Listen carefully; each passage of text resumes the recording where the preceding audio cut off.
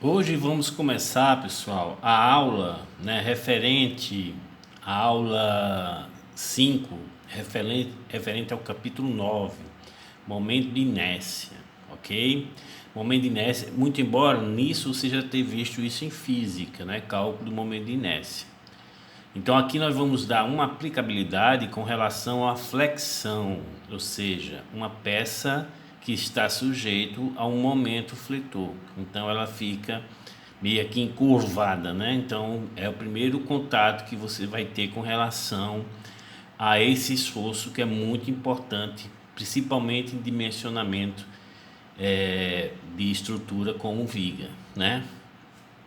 Então, pessoal, eu não estou preocupado com relação aqui à flexão, mas sim a uma característica geométrica da peça, que é o momento de inércia, né? Eu já contei com vocês a historiazinha lá de eu querer passar uma ponte e só tinha uma tábua no chão. Então eu coloquei essa tábua, né? E tentei passar, ela se deformou demais e eu voltei. E agora, como é que eu faço para passar esse precipício? Foi o que eu fiz, peguei, coloquei a tábua em pé e saí andando por cima dela. Então você percebe que quando a tábua está em pé, a deformação dela é bem menor, né? Então, mas eu não alterei nada, era a tábua mesmo, eu só mudei de posição.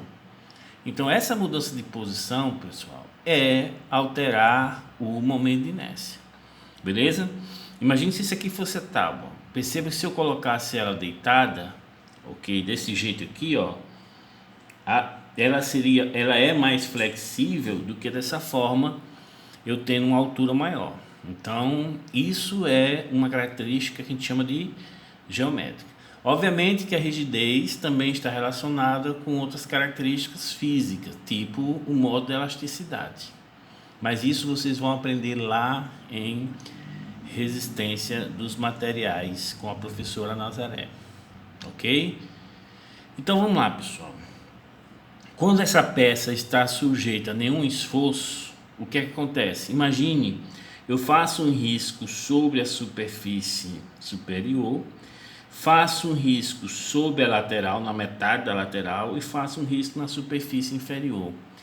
Quando essa peça vai ficar sujeito à flexão, pessoal, vou colocar essa peça aqui sujeito à flexão, né? Ó, então vou aplicar um momento fletor aqui, ó, ok? Então nesse lado, e vou ter também um momento fletor neste lado aqui, ó. Então vou fletir essa peça. Então perceba que ela vai ficar encurvado, né? Ó. Então o que é que acontece, pessoal? Essa linha que eu desenhei em cima, ok? Quando você for medir agora essa nova linha aqui nessa posição fletida, ela vai diminuir de tamanho. Então vocês vão logo pensar, professor, se essa linha diminuiu de tamanho, significa dizer que essa peça sofreu uma compressão.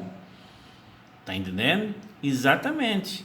Perceba que quando você mede essa peça aqui, essa linha que você fez lá embaixo, né, ó, e vai medir agora nessa peça que está sujeita à flexão, vocês vão perceber que ela aumentou de tamanho. E professor, então ela aumentou de tamanho, então ela está sujeita a uma tração. Exatamente. Então perceba, pessoal, que quando você tem uma peça fletida, você tem regiões onde você está tracionado, né, ó, e você tem regiões onde você está sofrendo uma compressão.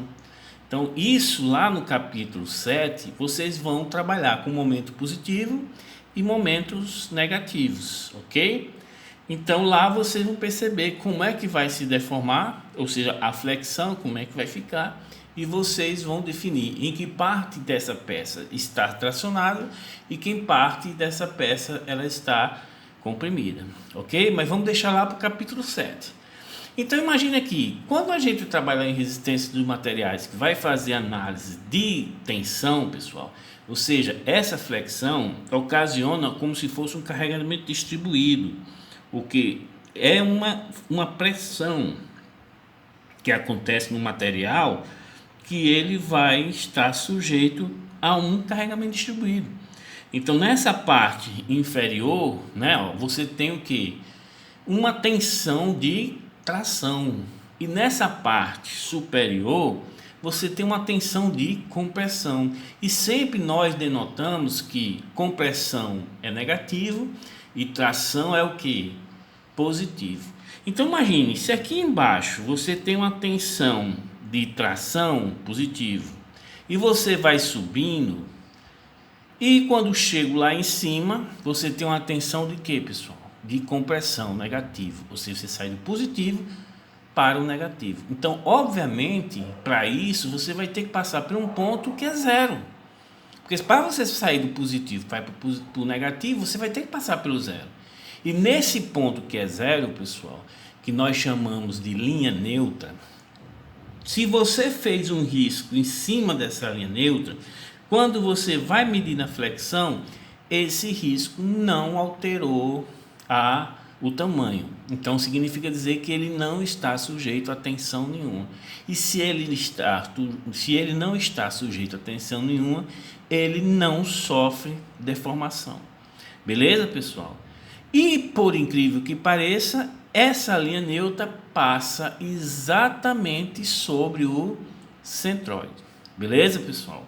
Então, pessoal, se eu tenho um centroide e essa peça, esse perfil está sujeito a uma flexão, nesse centroide eu tenho certeza que está passando a linha neutra. Lá não tenho tensão nenhuma. Beleza? Então, pessoal, como é que eu vou trabalhar com essa questão física, né, tensão, e transformar numa característica geométrica, ou seja, momento de inércia, né? Então, eu fiz aqui uma outra figurinha bem interessante, que a gente tem mais espaço para trabalhar com essa questão, né? Ó, tá aqui uma peça sujeita a flexão, então aqui eu tenho uma tensão, né, ó, que a letra é o sigma, né? Essa tensão ela é positiva, porque aqui eu tenho tração, e aqui eu tenho uma tensão, né, ó, vou colocar superior, e essa tensão é negativa, ou seja, ela está comprimindo as fibras, né, ó. Isso aqui, pessoal, é a setinha, a regra da mão direita. Olha a regra da mão direita, tá vendo? Ó, essas pontas do dedo, onde tá minhas unhas, é como se eu tivesse aqui, ó, comprimindo, ok? Então eu estou empurrando isso aqui, estou comprimindo essa parte superior.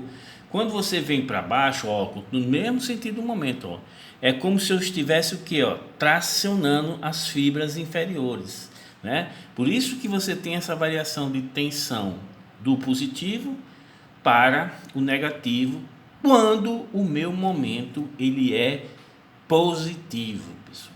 Ou seja, quando eu flexiono essa peça, vocês podem olhar na figura anterior, fica parecendo uma boquinha sorrindo, ó. Olha a boquinha sorrindo. Quando você flexiona no sentido contrário, você vai ter uma inversão nessa flexão, então fica uma boquinha tristinha, ok? Então isso passa a ser um momento negativo, ok? Então no momento positivo, o que é que você tem? As fibras inferiores sendo tracionadas e as superiores sendo comprimidas. Quando você tem momento negativo, vamos lá, inverter essa flexão, pessoal, essa flexão agora vai ficar para cima. Você tem o contrário, as fibras inferiores comprimidas e as fibras superiores tracionadas. Isso aí é no momento negativo.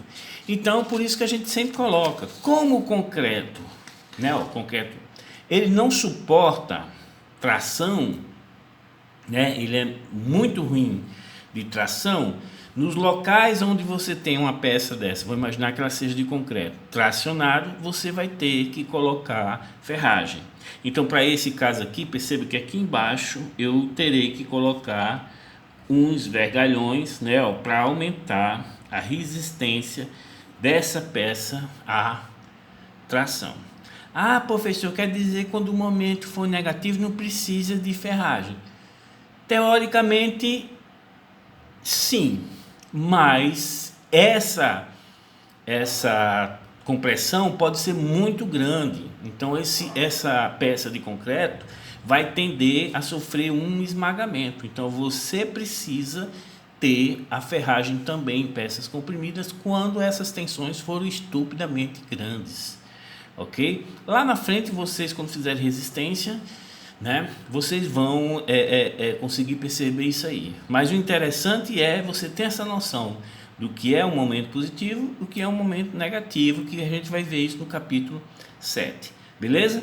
Então, pessoal, se eu estou tratando de um carregamento distribuído, eu posso relacionar, ou seja, eu estou tratando de uma tensão que é análogo a um carregamento distribuído. Então perceba que eu consigo determinar essa força, ok?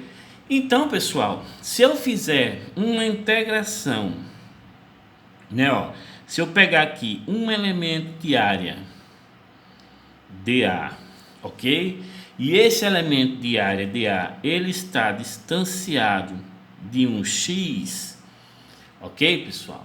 Então note que quando eu faço a integral, né, ó, a integral de x vezes dA, mas perceba que esse carregamento, pessoal, ele é proporcional, né? Então existe um fator de proporcionalidade que eles colocam como seno gama, ou seja, essa integral é igual a uma proporcionalidade de x vezes dA. E isso aqui, pessoal, vocês vão perceber que x é uma unidade de linha, é um L, e dA é uma unidade de área. Quando você faz x vezes dA, você transforma isso aqui em quem, pessoal? Em volume. E quando a gente tem um carregamento distribuído dessa forma, se lembre lá quando a gente fez exercício com a barragem, com comporta, né? Ó, quando eu acho o volume, eu vou achar o que, pessoal? Uma força, ou seja, vai ser um elemento infinitesimal de força, ok? Então esse elemento infinitesimal de força, pessoal, ele vai ser dado, como esse é uma constante de proporcionalidade, eu posso retirar fora da integral, então vai ficar a integral de x vezes dA. Beleza, então eu consigo determinar a força quando eu faço a integral de x vezes dA. E essa integral, pessoal, se eu fizer da superfície toda, eu vou fazer em relação a quem? A linha neutra, que passa exatamente por onde, pessoal? Pelo centroide, ok? Então vocês já viram que essa integral de x vezes o dA, ela vai ser igual, quando você faz em relação ao centroide, vai ser igual a zero, ok? E professor, vai ser igual a zero? Nós vimos isso, nós já trabalhamos com isso, né? Sendo que a gente relacionou com momento estático de área, ok? Que é o que a gente está fazendo aqui, que é o momento de primeira ordem. Perceba, pessoal, que quando eu faço a integração de x dA nessa parte aqui que está sendo tracionada, o que é que vai acontecer? Essa força vai ser toda positiva, porque o meu x, o x vai aqui, ó, vai ser todo negativo. Então esse x negativo vezes dA vai dar um valor de força negativo, né, ó. Quando eu vou para a parte de cima, que o meu x é positivo, esse x vezes dA vai dar valores o quê? Positivos, ok? Quando você faz o somatório desses valores positivos de x vezes dA com esses valores negativos de x vezes dA, você tem o que, pessoal? Os valores negativos. Então, quando você somar os dois, né, a gente tem essa integral de x dA, que a gente chama de momento de primeira ordem, isso em relação ao centroide, igual a zero. Ou seja, como na flexão, uma peça fletida, eu tenho uma tensão zero na linha neutra, no centroide, essa formulação que eu faço para a integral de primeira ordem, né, de momento de primeira ordem, vai ser igual a zero, beleza? Então, pessoal, o que é que eu estou fazendo aqui? Eu estou calculando a força resultante a essa tensão aqui que está sofrendo tração. Então, você vai achar, beleza, você vai achar uma força F aqui, ó, beleza. e vai aplicar essa força no centroide desse carregamento. Quando você faz agora com essa parte que está sendo comprimida, vocês vão encontrar também uma força F, ok? De mesma intensidade, né? Ó, que essa F aqui, mesma direção, mas sentido o que, pessoal? Oposto, ok? Então, se ela tem a mesma intensidade, a resultante dela vai ser o que? Vai ser zero. Mas perceba, pessoal, o que é isso aqui? Duas forças paralelas de mesma intensidade e sentido oposto. É um binário. Então, se você souber a posição dessa força, somar e achar o braço de alavanca, pessoal, você vai achar quem?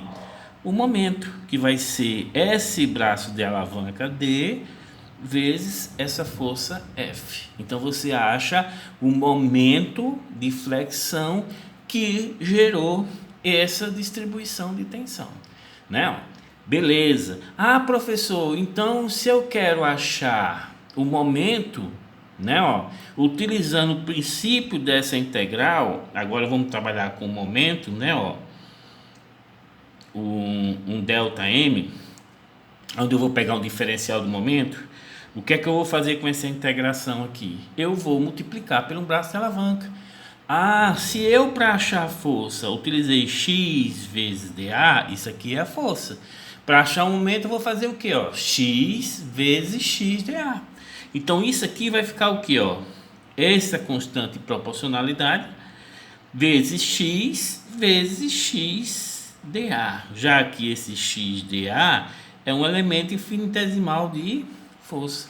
Sendo que agora, pessoal, eu vou ter o que? Alfa vezes x ao quadrado dA. Né? Ó, isso aqui a gente chama de um momento de segunda ordem. X ao quadrado dA. Perceba que eu zerei isso aqui porque só tinha x. E como eu estava calculando em relação à linha neutra, o que eu tenho para baixo, o x é negativo. E o que eu tenho para cima, o x é positivo. Agora, pessoal, o que é isso aqui? X ao quadrado. Agora, independe dele ser positivo, independe dele ser negativo. Então, isso aqui eu vou ter um valor, né? Ó, e isso aqui, ó, independente dessa proporcionalidade, é uma característica geométrica. Só está preocupado com o quê? Com o braço de alavanca e com o elemento infinitesimal de área. Isso aqui, pessoal, é que a gente chama de momento de inércia. Ok? Então, momento de inércia em relação ao que? Ao eixo que eu estou calculando o momento. Ou seja, se eu tenho essa distância aqui, a x, esse aqui vai ser meu eixo y.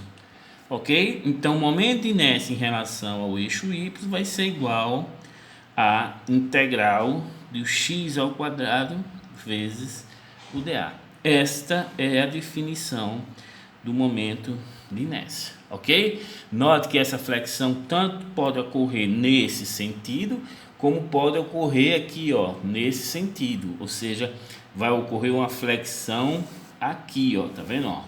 Então, quando é nessa flexão, meu eixo passa a ser quem? O x, o y, o x, né? E o braço de alavanca vai ser y. Então, pessoal, vamos para o sistema de eixo, né? Já porque o momento de inércia vai ser calculado dependendo do eixo, ok? Então, o momento de inércia em relação ao eixo x vai ser igual a integral do contrário, ó, y ao quadrado vezes, lá vai eu coloquei dA, é um dA isso aqui, pessoal, é o modo de usar antigamente. Então, o momento de inércia em relação ao eixo x vai ser igual a integral de y ao quadrado dA. E o momento de inércia em relação ao eixo y vai ser igual a integral de x ao quadrado vezes o dA. Ok? Isso é que nós chamamos de momento de inércia. Ok, pessoal? É uma característica geométrica, né? E depende da área da seção que nós estamos trabalhando. Beleza, pessoal? Já elaborei uma lista de exercício, vou colocar esse vídeo como introdução ao momento de inércia, né? Porque basicamente vai ser isso aqui, né? Esses tem muitos perfis mais comuns que o momento de inércia são tabelados, né? Já vou pegar uma tabela de momento de inércia, imprimir e basicamente, pessoal, vocês vão utilizar essas tabelas, né? Tem vários perfis metálicos, onde as características daquele perfil, uma delas é o momento de inércia e também o raio de giração, que nós vamos trabalhar com ele também. Ok, pessoal? Então, vou mandar para vocês, colocar à disposição esse vídeo, né? A aula 5, parte 1. E vamos já a resolver exercício de momento de inércia, que vocês vão perceber que não é difícil. Ok, pessoal? Então, se inscreva no canal e dê um like aí pra gente.